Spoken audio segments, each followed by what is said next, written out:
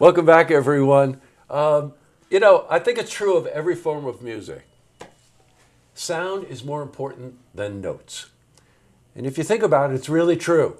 If you watch an Eric Clapton, for instance, not a lot of showboating, but every sound and every note has a meaning. And it's particularly true in jazz.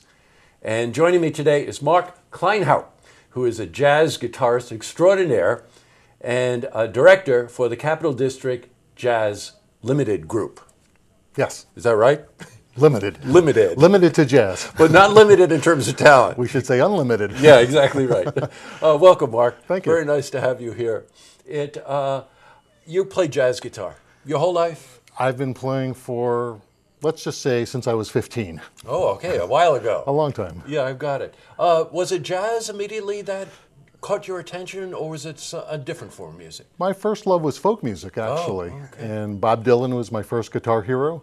But I soon discovered Wes Montgomery. And, there you go. And I was a jazz convert. Yeah, I got it. Okay, so in the days of liking Dylan, a little harmonica around the neck kind of Yes. deal. You learned to finger pick. I learned how to meet girls, too. Yeah, that's right. Wes Montgomery is a very interesting artist to mention. Anybody that follows Wes Montgomery knows that he sort of epitomizes the sound more important than the notes, right?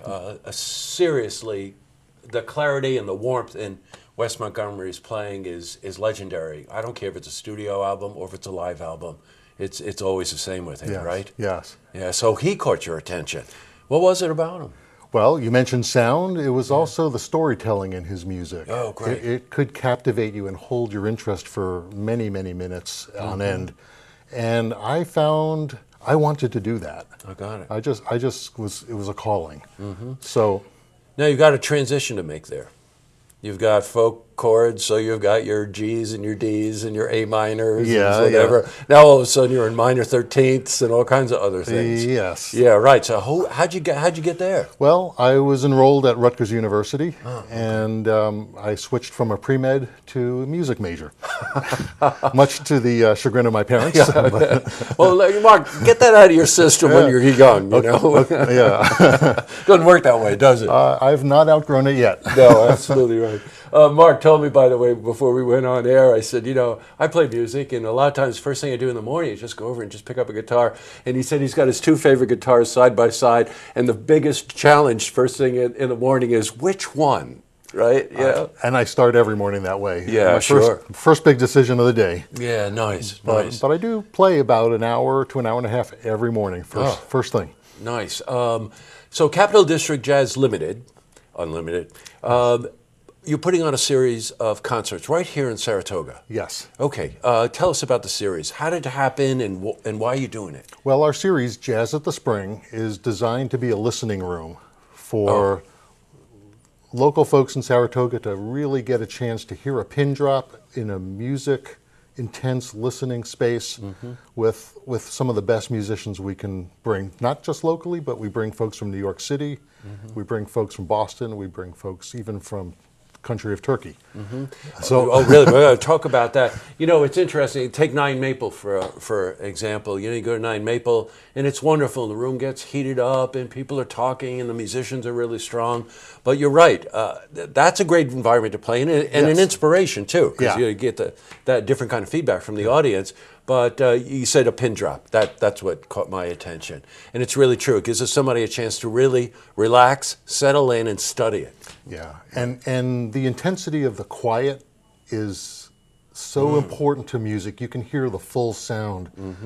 In Nine Maple, and I love Nine Maple, you don't hear the bloom underneath the sound and the air in the sound. You hear the energy, and we build a beautiful energy in that space. Right. But when you can play quietly, you get to see what it's like in the living room. Sure. And sound of the Spring Street Gallery is immaculate. It's so pristine.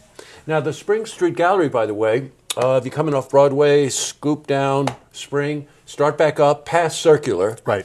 And it's that old church, brick, low building on the right-hand side. There's a beautiful gallery inside that, and that's where they're doing this performance. You know, it's funny. I know this isn't an exact quote, but it was Miles Davis who addressed what you were just talking about, and he was saying something about it's not the notes you play, it's the notes you don't play, meaning that those notes get an opportunity to really resonate, really ring out. Yes. And then you hear those harmonics that you otherwise wouldn't hear in a noisier environment or something like that. Tell us about, we got the first one coming up this Thursday, which is the 29th. What time, Mark? 7:30 is showtime. Okay. Doors open at 7. Okay. And Joel Fromm, one of the top saxophone players in the world, plays with Brad Meldo, the Vanguard Jazz Orchestra, Betty Carter, Pat Martino, jazz luminaries. He's a monster. Oh, man. And you know, I'm so thrilled to be working with him. Now, are you playing yourself in some of these? Yes. Right? Okay. This good. Thursday I'll be playing, along with Joe Barna on drums and Otto Gardner on bass. Oh, sure. So it's a tight band. Yeah, you got that And right. but the series has other groups that I'm not playing in. So I feel my calling is to both be a player but also a presenter. Right. Now, we've got people coming in playing trumpet. We've got Chris Payson. Payson. Okay, I'm not familiar with him. But he's doing Ornette Coleman music. Yes. Ornette Ornetticut. Yeah, that's a great play on words, right? And a musician from Turkey. Tell me about him. Sharp Eye is one of the fantastic flute players to come out of the New York City scene. He's from Turkey, Ankara, but he's been studying in New York City. He's a young fellow. Some of the most amazing flute I've ever heard is what I've never met him. Oh, interesting. We're Facebook friends. Oh, that's great. Well, you get the idea. You know, it's not unusual in this town here for people like Mark to come up with his friends to come up with a series like this, but it's up to us to support it. It's Jazz at the Spring, meaning the Spring Street Gallery. Yes. And as I said, you know, go down Spring, come up, go across Circular, and look for that low brick, red brick, used to be a church, on the right-hand side. And the web address, because I want you to find out about tickets and find out about the other artists and read those biographies. It's CD Jazz, capitaldistrictjazz.org. Get on there and get some tickets. And please, let's show support for this kind of series because it's it's really unique. Let's leave it at that. And great. It was a real pleasure to meet you, Mark. Thank you for coming in. Thank you. And I can't wait to see some of this stuff. Great. Good. Okay, take care. To see this interview again, you can head to our website. That's looktvonline.com.